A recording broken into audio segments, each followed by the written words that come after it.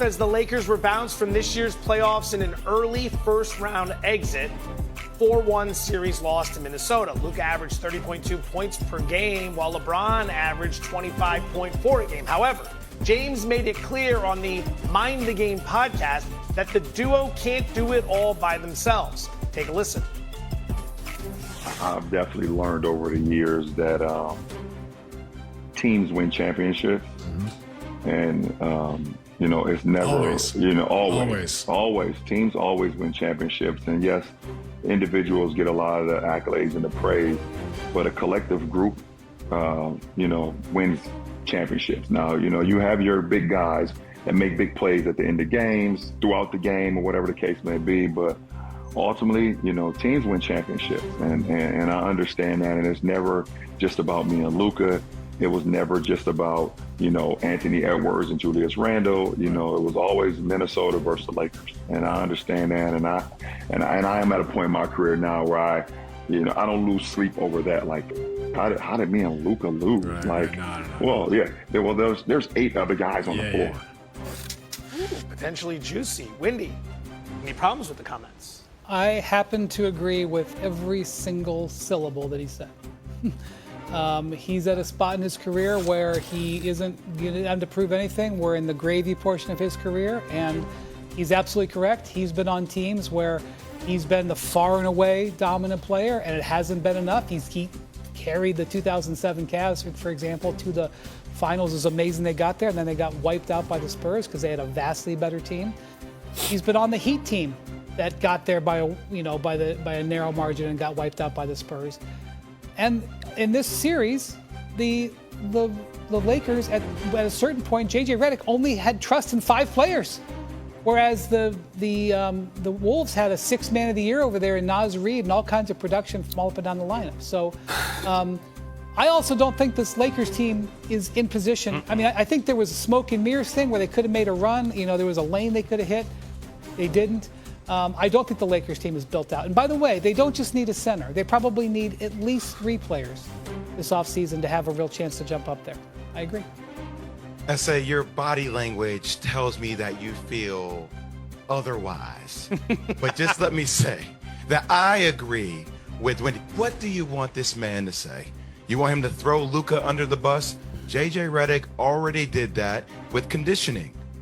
At the end of the day, it doesn't behoove LeBron to articulate his passion or his fight. You know who he is. You know what he stands for. You know how competitive he is. You know he's willing to do anything it would take to win another championship. Just this line here, doesn't lose sleep, does not mean that he does not hold himself accountable or Luka accountable. Of course he does. But saying that publicly does nothing for him. You know how he is behind closed doors. It's the same guy that's going to take Luka and say, hey, look, we got to be in championship condition to win this. And yes, personnel does play into this. How do we make moves to get better personnel? We ran up against some dudes who were younger, who have more legs, who have more athletic ability, and we were undermanned. And also JJ had to learn on his coaching curve as well. So all these things are true. We know what it is. Y'all finish? I knew it. Wendy, Jay, LeBron James was 1,000% correct. And so are y'all. Why didn't you just spend time again in front of the microphone and say the sky's blue?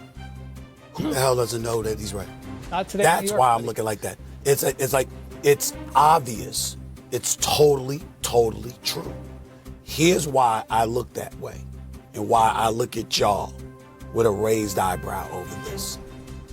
While it's 1,000% true, I don't disagree with a word that he said. And it was a complete waste of time to hear him say that. What really I rail against is that the attitude at the negotiating table? At the negotiating table, when you walk in and you say, I deserve $50 million a year. I deserve a $250 to $300 million contract. When somebody else is getting paid the mid-level, the veteran minimum or whatever, of course we know a team gets it done for you. We understand that. I'm just saying that's not the mentality that you have when you go to the negotiating table and you believe you're worth 2 times, 5 times, 10 times more than some of your teammates. So if that's the reality of the situation, don't knock the fans.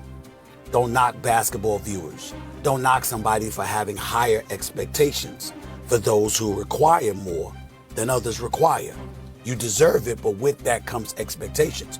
The Lakers are home. They lost to a better team. We understand that. We understand that you needed a team to beat the Minnesota Timberwolves. We understand that the Lakers weren't built to beat Minnesota. But in the same breath, not as it pertains to LeBron because he maximizes his potential the way he takes care of himself or whatever. But we can pick several stars or several people that are getting paid like stars in the NBA, and they have no business being in those positions. We know that. And that ain't just about team. That's also about you as an individual not maximizing your potential. And Jay, you know that better than me. There are plenty of players that you can look at in the league that's getting paid a boatload of money, and they don't produce. We got to recognize that too. All right, let's keep it cooking. Roster in June and July is going to make me convinced that I want to be here. And that is going to be the important meeting. So we talked about this morning. I just have been under the assumption that there's just no question Luka will continue with the Lakers. They made this deal. Most likely, right. Yes. Very, very, very likely. But he has not said that nor signed it. And so just being responsible, let's just wait and see. Fair enough. And they can't do it until August. So to your point, the first thing they need to do is get him in place, but it's actually the last thing they can do. They have to do all these other things in between. So, Big Perk, I guess the question as we sort of put a final ribbon on a season with the Lakers that, like all of them, was fascinating to watch, but ended pretty quickly. What is the move out there? What LeBron, Luka, what is it they can do that will have them playing deep into May and June next time instead of ending in April? Well, number one, Luka is going to retire as a Laker.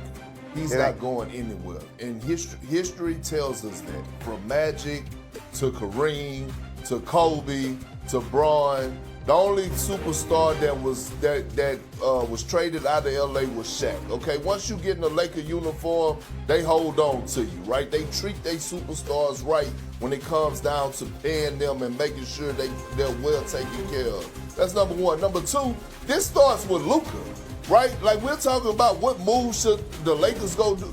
No, what is Luka gonna do this offseason? Damn it, it's time for his ass to get in shape. He's the worst star defensively ever in the game. We could go down the list from Isaiah Thomas to Magic Bird to Magic to Kobe. He is defensively, he's the worst star in modern NBA history, in modern era in the NBA. When it comes down to defense, he has to address himself. When it comes down to Bron, why should Bron take a pay cut? He did that last year for Rob Pelinka. What did Rob Pelinka do? Sit back on his hands. Don't act like he went searching to go get Luka Doncic. Luka fell into his lap. Like, he didn't go out there and just, Rob Pelinka, this excellent GM, got Luka. No. Dallas Mavericks, Nico initiated that phone call. Any thoughts on this, Woodman, just before I get to Sinead? Rob Pelinka did do the Dorian Finney-Smith trade, which is a good trade. He has built a championship team before. But the Lakers are not one move away.